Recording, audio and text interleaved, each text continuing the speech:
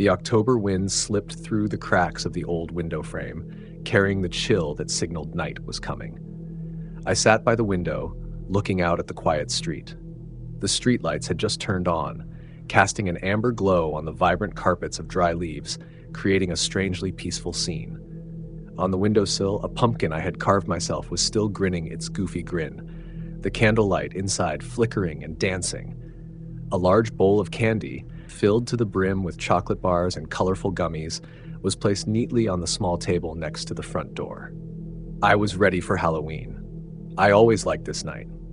Not for the noisy parties or the ridiculous costumes. I liked it for the simple things. The giggling of children, the clumsy but adorable costumes, and the feeling of being part of a warm tradition that connected the whole neighborhood. The first groups of children began to appear at dusk. A tiny knight with a plastic sword, a princess in a sparkling tulle dress, a small ghost draped in a white bedsheet. They mumbled, "Trick or treat," and I happily dropped candy into their baskets, watching their faces light up with joy. Their parents stood at the end of the walkway, smiling and nodding in thanks. Everything was going just as I had expected, a simple and sweet Halloween night. Time passed, and the flow of children thinned. The youngest ones had gone home, leaving only a few groups of older teenagers. I thought I would bring the candy bowl in after the last group of visitors, and then they came. They stood at the edge of the light from the porch, just out of clear view. There were 4 of them. They were not children. They were tall, fully grown, but they wore bizarrely cheap-looking animal onesies. One was dressed as a pink rabbit, one a panda, one a tiger, and the last one a sloth. What unsettled me wasn't the costumes, but the masks they wore. They weren't elaborate or scary rubber masks. They were just simple plastic masks, the kind sold everywhere in dollar stores with wide, soulless grins. The smiles were permanently printed, but the eyes were just 2 empty, dark holes. They said nothing. They just silently approached the porch, holding out empty canvas bags. Their silence was heavy, shattering the cheerful atmosphere of the evening. I felt a shiver run down my spine. I forced a smile, grabbing a large handful of candy and dropping it into each bag. Their bags still looked disappointingly empty. I grabbed more and more until my candy bowl was only half full. They still stood there without a word of thanks, without a single movement. 4 pairs of empty eyes behind plastic stared at me. After a silence that stretched to a suffocating length, they turned in unison and walked away. My heart began to beat faster. I quickly stepped inside, locking the deadbolt on the front door. I told myself it was just a prank by some troublemakers. I turned off the porch light, a clear signal that candy time was over. I stood silently behind the door, my ear pressed against the cold wood. I heard the rustling of dry leaves on the porch. They hadn't left. They were still there. I backed away, tiptoed to the living room window, and peeked through a small gap in the curtains. In the faint light remaining from the street lamp, I saw them. They were standing in a straight line on my front lawn, just off the porch, silently staring at the house. 4 figures in animal costumes, 4 soullessly smiling masks. The sight made my blood run cold. I quickly dropped the curtain, my heart hammering in my chest. I ran through the ground floor, rechecking all the windows and doors, making sure everything was locked tight. Then I heard a voice. It came from just behind the front door, a low, monotonous whisper. "We know you're in there." The hair on my arm stood on end. The voice didn't belong to one person. It was like a strange chord, as if all 4 of them were speaking at the exact same time, perfectly. "Your candy is delicious," the voice came again, still monotonous and emotionless, "but you gave too little." I stood frozen in the middle of the living room, not daring to breathe. I didn't answer. "Open the door," the voice continued. "It's just a trick." Suddenly, the doorknob began to turn, slowly back and forth, again and again. The brass deadbolt I had just locked made a dry click as it held the door shut. I stared at the moving doorknob, a feeling of horror rising in my throat. Then they started knocking. Not loud, angry bangs, but gentle, rhythmic, almost polite knocks. 4 sets of knuckles rapping on the door in a perfect rhythm, creating a hauntingly steady sound. "We see you through the window," the voice whispered, seeming closer this time, as if someone was pressing their mouth to the crack of the door. "Your hair is beautiful." A wave of nausea washed over me. I quickly backed away, ran upstairs, rushed into my bedroom, and locked the door. I crawled to the side of my bed, shakily pulling out my phone. I needed to call the police. Even upstairs, I could still hear the incessant, steady knocking, and that voice, now repeating a single phrase, like a ghostly lullaby. Trick or treat, trick or treat, trick or treat. My fingers trembled so much, I almost dropped the phone. I dialed the emergency number, my voice cracking as I tried to explain the situation to the dispatcher. I said someone was trying to get into my house, that they were right outside the door. The dispatcher assured me a patrol car was on its way. I huddled in the corner of the room, phone still pressed tightly to my ear, listening. The knocking, and the voice suddenly stopped. A heavy silence enveloped the house.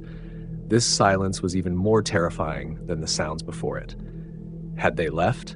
Or were they finding another way in? A few minutes later, I saw flashing red and blue lights sweep across my window curtains. I had never felt so relieved. I ran downstairs, looked through the peephole to make sure it was the police. 2 officers were walking up my porch steps. I quickly unlocked and opened the door. They were right here, 4 of them. I said, out of breath. One officer looked at me while the other swept his flashlight across the front yard. Ma'am, there's no one here, he said in a calm voice. That's impossible. They were just here. They knocked on the door, they talked to me. They searched around the house, checking the backyard and the nearby bushes, but found no trace of anyone. No footprints on the damp grass, nothing out of the ordinary. It was as if they had never existed. As the second officer came back to the porch, his flashlight beam passed over the doormat. Wait a minute, he said. He bent down and picked something up. It was a plastic mask. The face grinned soullessly. Is this one of theirs? He asked. I could only nod, my throat tight. After taking my statement and ensuring I was safe, the police left, taking the mask as evidence. I locked all the doors, but the feeling of safety never returned. I sat on the sofa in the living room until morning, not daring to close my eyes. Halloween was over, but the haunting was not. I had survived, but that night left an invisible scar. I will never know who they were or what they really wanted, but every time night falls, I still feel as if someone is standing just outside in the darkness, watching silently, with a permanent plastic smile on their face, whispering a simple question: trick or treat?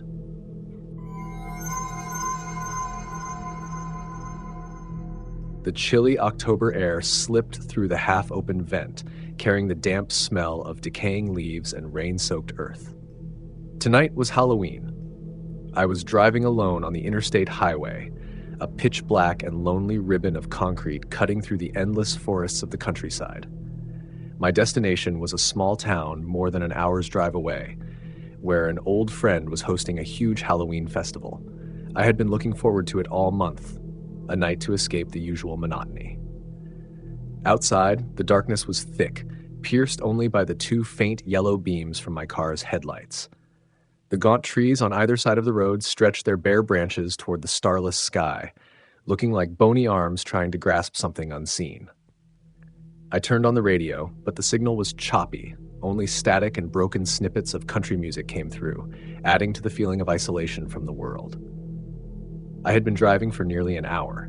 The initial excitement gradually gave way to a sense of fatigue and monotony. The road ahead stretched on endlessly, with no other cars, no glimmer of house lights, just me, the car, and the enveloping night. It was then that I saw a figure. In the headlights, the silhouette appeared dimly in the distance, standing on the shoulder of the road. As the car drew closer, I could see more clearly. It was a person with their thumb out, a classic hitchhiking gesture. They were wearing what appeared to be a Halloween costume, a dark, oversized coat and something covering their face. A mask, perhaps. A moment of hesitation crossed my mind. Driving alone at night and picking up a stranger was a bad idea. I knew that. But then I thought, it's Halloween. Maybe it's just someone who missed the bus or whose car broke down trying to get to a party just like me. That weird costume was surely for the festive spirit. Compassion and a bit of curiosity won over caution. I slowed down and slowly pulled over to the shoulder. The car stopped a few meters from the person. They didn't move, just stood still in the glow of the headlights. I rolled down the passenger side window and waited. The person walked forward slowly. Each of their steps seemed heavy and deliberate. As they got closer, I realized the thing covering their face wasn't a mask. It was an old hood, pulled down low, obscuring most of their face, leaving only a deep, dark void underneath. They bent down slightly, looking into the car. I couldn't see their eyes, but I could feel their gaze. "Need a ride?" I asked, trying to keep my voice steady. The person just gave a single nod, and then, without a word, they opened the back door and got in. The door closed, plunging the car's interior into an almost absolute silence, leaving only the sound of the idling engine. I glanced in the rearview mirror. The person sat upright, hands on their lap, completely motionless. The darkness inside the car hid most of the details, turning them into a dark shape in the back seat. A strange smell began to fill the confined space. It was a mixed scent, both acrid like disinfectant and slightly metallic like rusted metal, with a faint hint of damp earth. "Where are you headed?" I asked, my eyes still fixed on the road ahead. A long silence followed. I thought they weren't going to answer. Then a deep, hoarse, and almost toneless voice came from behind. "Just keep going straight." That was all. I shrugged slightly, assuming they weren't talkative. I shifted gears and merged back onto the road. We continued our journey in silence. Their presence in the back became increasingly heavy. I felt like a weight was pressing down on the air in the car. Occasionally, I would glance in the rearview mirror. They remained as still as a statue, not moving at all.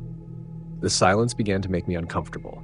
It wasn't a comfortable silence, but a tense one, filled with unsaid things. I tried to focus on driving, on the white lane markers passing steadily under the wheels.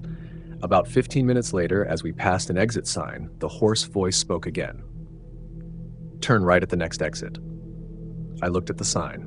That exit led to a side road, one I had never heard of. According to the map in my head, it didn't lead to the town I was heading to. "I don't think this road," I started to say, but the voice cut me off. "It's a shortcut." Their tone was still flat, emotionless, but there was an assertiveness that made me not dare to object. Maybe they were a local and knew the roads around here. I turned on my signal and drove off the highway. This new road was even worse than the main one. It was narrower, with no streetlights, and flanked by dense trees that blocked out the sky. The light from my headlights seemed to be instantly swallowed by the darkness. The feeling of unease within me grew stronger. I gripped the steering wheel, my knuckles turning white. The strange smell also seemed to become more pungent. I glanced in the rearview mirror again. This time I noticed something different. The dim light from the dashboard revealed the hands of the person in the back. A hand wearing a black, old, and worn leather glove. But what sent a chill down my spine were the dark, almost black stains splattered on the glove. They didn't look like dirt. My heart began to pound. A terrible thought entered my mind. This was not a normal hitchhiker. The road grew more desolate. We had driven for several miles without seeing any signs of life. Suddenly, the person in the back spoke, their voice still flatly emotionless. "Stop here." I looked around. There was nothing but trees and darkness. No houses, no intersections. There was no reason to stop here. "Here?" I asked again, my voice trembling slightly. "Stop." Their voice this time had an added edge of coldness, an undeniable command. My body reacted before my mind could process it. I hit the brakes. The car came to a stop in the middle of the empty road. The engine was still running, its sound seeming too loud in the silence of the night. I sat frozen, my heart pounding in my chest. I didn't dare turn around. I just stared at the dark road ahead through the windshield, my mind racing with the worst-case scenarios. Behind me, the rustling of clothes grew louder. I took a quick glance in the rearview mirror. The person had sat up straight, but this time something glinted in their gloved hand, a faint gleam reflecting the light from the dashboard. Suddenly, they lunged forward. One arm wrapped around the headrest, trying to choke me. The other hand, the one holding the metal object, swung towards me. In that brief moment, under the dim light, I realized it was an old scalpel. Survival instinct kicked in violently. I threw myself towards the door, narrowly avoiding the blade. I felt the coldness of the metal graze my cheek. Without thinking, I used all my strength, shoving my elbow back hard, hitting something soft. There was a small grunt. The arm around my neck loosened slightly. Seizing the opportunity, I hastily unlatched the door, kicked it open, and practically tumbled out. The cold night air hit my lungs. I didn't look back, I just ran. I ran into the forest beside the road where the darkness was even thicker. Branches whipped my face, and roots on the ground made me stumble several times, but I didn't dare stop. Adrenaline pumped through my veins, masking all feelings of pain and fatigue. I don't know how long or how far I ran. I only knew I had to get as far away from that road, from that car, from that person as possible. My lungs burned, my legs felt like they were about to give out, but the fear was greater. The fear of what I had left behind. The fear of the dark stains on the leather gloves. Finally, when my strength was gone, I collapsed onto a pile of dry leaves, gasping for air. I forced myself to be silent, to listen. All around me was only the sound of the wind whistling through the leaves and my own heartbeat.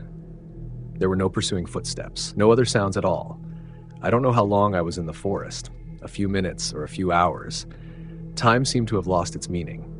When I regained some strength, I got up and started walking. I had no compass, no sense of direction, just followed my instincts, hoping to find a road, a house, anything.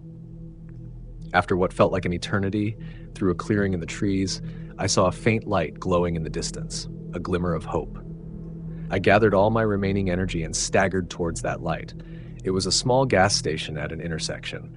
Its neon lights had never looked so bright and welcoming. I stumbled out of the woods, my clothes torn, my face and limbs covered in scratches. A truck driver who was filling up his tank saw me and stared in shock. They called the police. I told them my story, my voice still trembling from the shock. They found my car, still parked in the middle of the deserted road, engine off, driver's door wide open. There was no one there. The hitchhiker had vanished. When they searched the car, they found something in the back seat. Something I hadn't seen in the dark, an old canvas bag. Inside was a set of rusty surgical tools and a mask made of human skin, still fresh. They told me I was very lucky. The criminal had been wanted for a series of disappearances in the area. He usually targeted lone drivers at night. I was the first one to get away. That Halloween night, I never made it to the festival. I had faced a nightmare more terrifying than any horror movie. I survived, but the memory of that dark road, of the silent figure in the back seat, and of that strange smell will haunt me forever. Sometimes, on quiet, late nights, I still jolt awake, feeling as if someone is sitting in the back seat, with a hoarse, emotionless voice, telling me to turn onto an unknown road.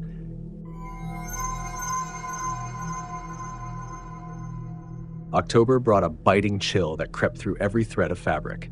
It wasn't the freezing cold of winter, but a reminder of change, of dying leaves and the darkness that lingered longer each day. For us, it was the perfect atmosphere for Halloween. The Hemlock family farm, with its giant corn maze famous throughout the region, was the undisputed destination. Alex, with his usual enthusiasm, had convinced me that there was no better way to embrace the festive season than by getting lost among the towering corn walls. I had agreed, swept up in his smile and excitement. When we arrived, the sunset was painting the horizon a burnt orange. The festive atmosphere was lively. The smell of popcorn and hot apple cider mingled together, while laughter and excited screams from others echoed in the air. The maze appeared before us, a huge, silent black mass contrasting with the vibrancy around it. The entrance was a simple arch decorated with pumpkins and paper lanterns. A wooden sign with the scrawled words, "The Reaper's Labyrinth," hung just above. Staff members in scarecrow costumes stood motionless along the path, sometimes moving abruptly to startle unsuspecting visitors. We laughed at the tricks. Everything was perfectly staged. "Should we split up?" Alex suggested as we stood at the first fork, his eyes sparkling with a challenge. "See who gets to the observation tower in the center first." I hesitated for a moment, looking at the dark, identical paths, but his confidence was contagious. I nodded. He turned right, I turned left, and in an instant, his figure was swallowed by the cornstalks. At first, it was quite fun. I wandered, my hand brushing against the dry corn husks. Occasionally, I'd hear a scream in the distance, followed by laughter, a reminder that I wasn't alone. The sky turned from orange to deep purple, then pitch black. The cold began to seep in deeper. I passed a scarecrow placed at a corner. It wore a tattered flannel shirt and dirty overalls, its head a shabby sack with 2 black holes cut out for eyes. I didn't think much of it until I hit a dead end and had to turn back. When I passed that corner again, the scarecrow was gone. They must have moved it, I told myself. The staff constantly changed positions to keep the experience fresh. But a sense of unease began to creep in. The silence between the paths seemed to become heavier. The laughter and screams had died down. Now the only sounds were the rustling of dry leaves under my feet and the wind whistling through the stalks. I walked faster, wanting to find the center, or the exit, or anyone. I called Alex's name, but my voice seemed to be immediately absorbed by the corn walls. There was no answer. I turned into a long, straight path. In the distance, I saw a figure. A sense of relief washed over me, and I walked quickly toward them. It was one of the scarecrows. It just stood there, in the middle of the path, its back to me. Perhaps it was a staff member preparing for another scare. As I got closer, I noticed something was wrong. The way it stood, its stillness seemed unnatural. It was too rigid. And then I saw it, a dark patch on the ground, spreading out from under the scarecrow's feet. I stopped. My heart began to pound against my ribs. I didn't want to get any closer, but a morbid curiosity compelled me to look. I circled it, keeping a safe distance. The staff member's face was turned up to the night sky, empty and lifeless, an expression of permanent shock frozen upon it. A gardening tool, a small harvesting sickle, was embedded deep in his chest, where the flannel shirt was stained a dark red. The scarecrow wasn't a staff member, it was a prop. Nausea rose in my throat. This was not part of the show. The blood had a rusty smell, a primal scent that no special effect could replicate. I backed away, my legs trembling, trying not to make a sound. I turned and ran. Adrenaline erased all sense of direction. Every path looked the same. Every rustle of the wind made me jump. The image of the dead man was seared into my mind. Someone had done this. Someone was in this maze with me. I found a dropped phone on the ground. Its screen cracked. It wasn't Alex's. I tried to turn it on, but the battery was dead. I threw it away in frustration and kept moving, trying to keep my breathing steady. The silence was broken by a sound, a rhythmic dragging. It wasn't fast, nor was it hurried. It was deliberate. Someone or something was dragging a heavy object across the dry ground. The sound echoed between the corn walls, making it impossible to pinpoint where it was coming from. It was everywhere. I pressed myself against a corn wall, holding my breath, listening. The dragging stopped. The silence returned, but this time it was even more terrifying. He knew I was here. He was listening. I had to keep moving. I started walking, trying to place my feet as gently as possible. Every step was torture.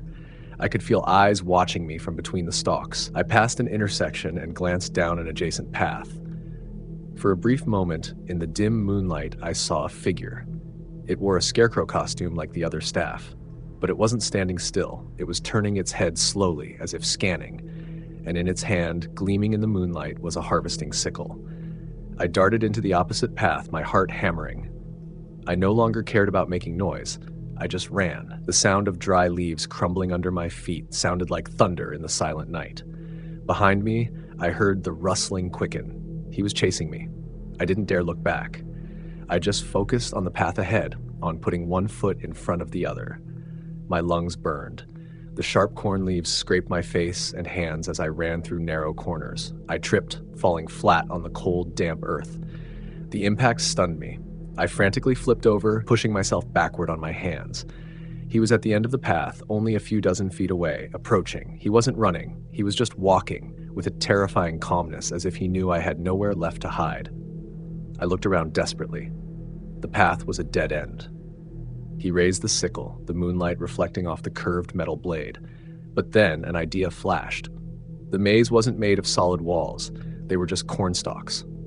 With a primal scream, I got up and charged straight into the corn wall beside me. The stalks were harder and denser than I thought. They whipped against me, scratching my skin. But I kept pushing, using every last bit of my strength. I heard him roar in anger behind me. He started to crash through the stalks too. I stumbled out of the corn wall and into another path. I didn't stop. I repeated the action, picking a random direction and plowing through the stalks. It was a chaotic blur of pain and panic. I didn't know where I was going, only that I had to get away from my pursuer. Finally, I saw it. In the distance, through the thinning rows of corn, was light. The warm, inviting light of the festival area. A new surge of energy flooded me. I ran toward the light, no longer following paths, but just crashing through everything in my way. The rustling behind me grew frantic, but it seemed more distant. I burst out of the edge of the maze and collapsed onto the grass. The bright lights and loud music were blinding and deafening. People turned to look at me, their faces a mixture of curiosity and annoyance. I must have looked like a madman, my clothes torn, my face and hands covered in bleeding scratches. I tried to speak, to warn them, but all that came out were incoherent sobs.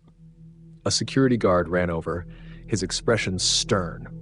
I pointed toward the maze, where the darkness seemed even thicker and more menacing from the outside. I didn't find Alex. After that night, no one ever saw him again. The police searched the maze, but they only found 2 more bodies, arranged gruesomely as scarecrows. They said the killer must have escaped in the chaos that followed, blending into the Halloween crowd. He could have been anyone. I survived. But every time October comes, when the air turns crisp and the leaves begin to fall, I no longer see the excitement of the holiday. I only see the darkness of that maze and the image of the Reaper, walking deliberately in the silence, his sickle gleaming in the moonlight.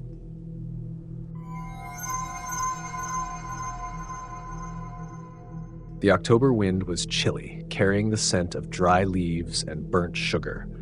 Jack-o'-lanterns grinned from every porch, white sheet ghosts dangled from trees, and the giggles of children echoed in the air. Halloween night. For me, a 17-year-old, putting on a bony costume and a cheap skull mask was no longer the joy it used to be. I did it mostly out of habit, an effort to hold on to the last vestiges of a fading childhood. Groups of younger kids in vibrant superhero and princess costumes ran past me like colorful schools of fish. Their parents followed, laughing and taking pictures. I was alone. I wandered, the empty pumpkin-shaped plastic pail bumping against my leg, my purpose not candy but to prolong the time, to delay returning to the silent house where my parents were deep in their own Cold War. I turned onto a street I rarely frequented. It was a dead end, with only a few scattered houses. Most of them were dark, the owners either away or simply unwilling to participate in the festivities. Only one house, the very last one on the lane, was brilliantly lit. It wasn't just lit, it was decorated with an obsessive meticulousness. The pumpkins were carved not with goofy faces, but with artistic expressions of pain and fear. Mannequins in tattered clothes weren't just standing, but were arranged in dramatic poses. One trying to climb over the fence, another convulsing on the lawn. It was all too real, too perfect. A morbid curiosity urged me forward. There was no bowl of candy left on the porch like at other houses. I hesitated for a moment before raising my hand to knock. The heavy wooden door opened almost immediately. The man who stood there was tall and thin, wearing a simple gray turtleneck sweater. He was probably my father's age, but his neatly trimmed salt and pepper hair and a face without a single wrinkle gave him a timeless appearance. The strangest thing was his eyes. They were a pale, clear, and analytical blue. They didn't look at my costume, but seemed to peer right through the mask, straight at my face. "Hello," he said, his voice low and steady. "You've come at just the right time." He didn't offer candy. Instead, he stepped back, holding the door wide open. "Come in. I keep the candy in here." I should have refused. I should have said thanks and walked away. Every instinct in me was screaming a warning. But there was something in his calmness, in the straightforward invitation without a hint of pressure, that paralyzed me. Or maybe I simply wanted something different to happen on this boring Halloween night. I stepped over the threshold.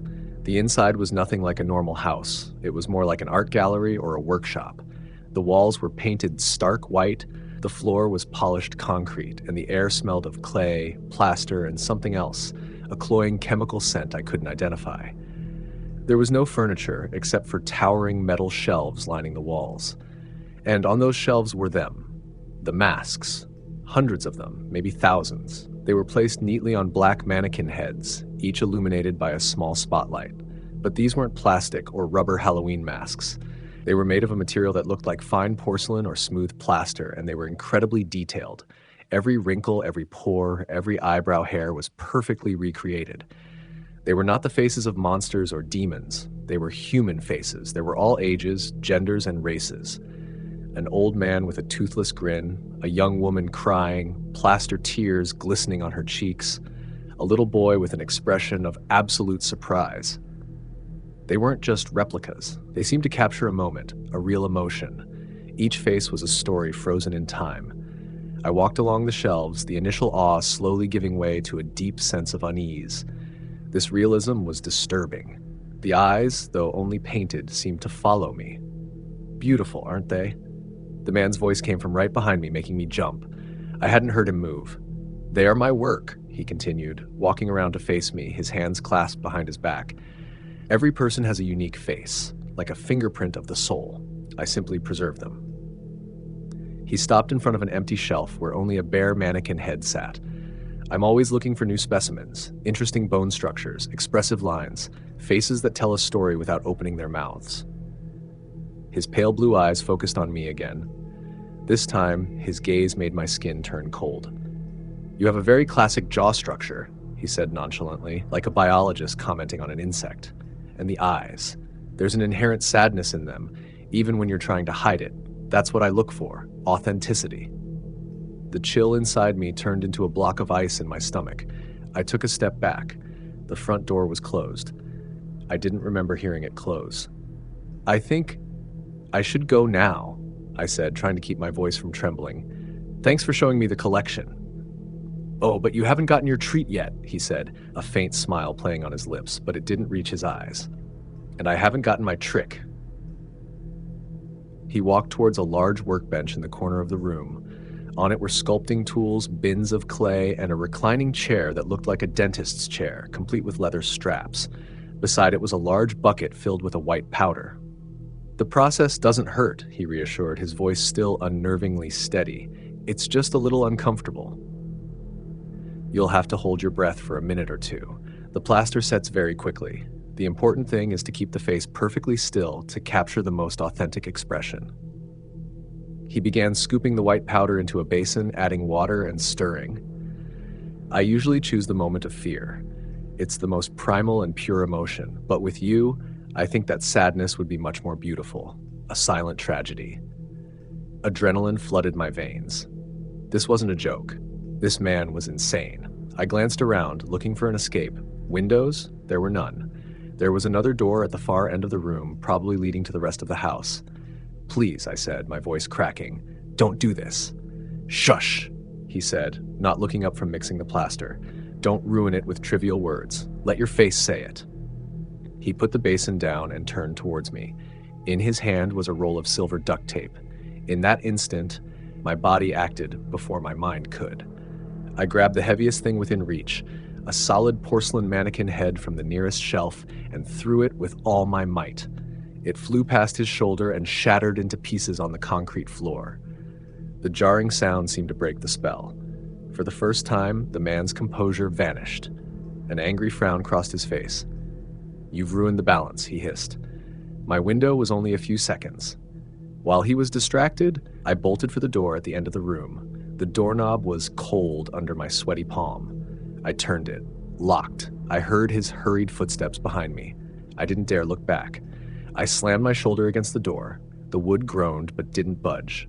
I hit it again, channeling all my panic into the impact. The door burst open. I stumbled into a dark hallway, crashing into a small table and knocking over a lamp. I didn't stop. I got up and ran. Fumbling in the darkness, I heard him cursing behind me. The hallway led to a kitchen. Light from the street lamps cast eerie shapes on the tiled floor through the window. I saw the back door. It was a sliding glass door.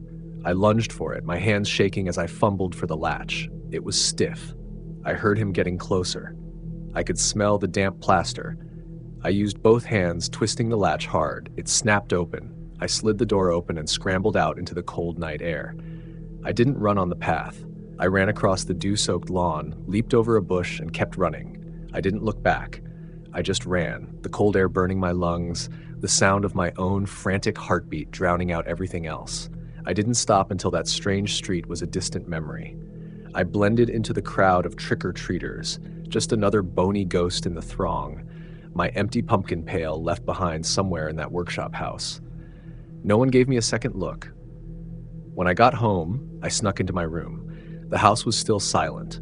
I locked the door, leaning my back against it, panting. I went into the bathroom and looked at myself in the mirror. The face looking back was still mine, but something had changed. The eyes. The inherent sadness that man had seen was now visible. It was no longer hidden. It had been drawn to the surface by terror. I had survived, but I knew that somewhere in a house at the end of a dead-end street, there was an empty shelf waiting. And a part of me, the intangible part he had wanted to steal, had been left there forever, frozen in the memory of a Halloween night when trick or treat became an all-too-real choice. I had chosen the trick, and that joke would haunt me for the rest of my life.